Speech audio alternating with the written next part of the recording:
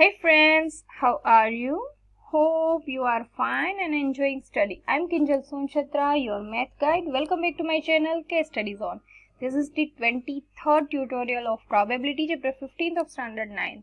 In last session we discussed about 10th sum from exercise 15.1 and in this session we will discuss about 11th. So don't waste the time, go to the session. Today's topics are basic formula of probability, exercise 15.1 and in that 11th sum. So starting with the first, it's basic formula. Probability equals to number of possible outcomes divided by total outcomes, which is already known. So go to the next.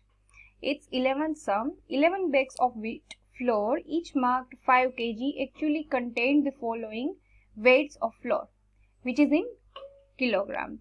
So over here, all the numbers are 4.97, 5.05, 5.08, 5.03, 5, 5.06, 5.08, 4.98, 5.04, 5.07 and 5.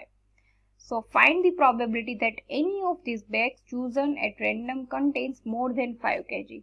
Means we can include only more than 5 kg, not 5. Got it? So total numbers of bags here 11. So total outcomes 11 and possible outcomes 4.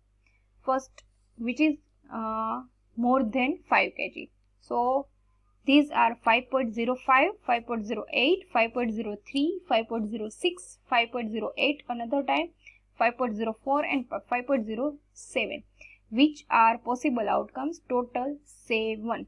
Got it? So probability equals to number of possible outcomes divided by total outcomes, and possible outcomes are 7 and total outcomes 11. Got it? If you have any doubt about it, then you can ask me in comment section. Thank you for watching. If you liked my video, please subscribe my channel and share with your friends. Bye bye.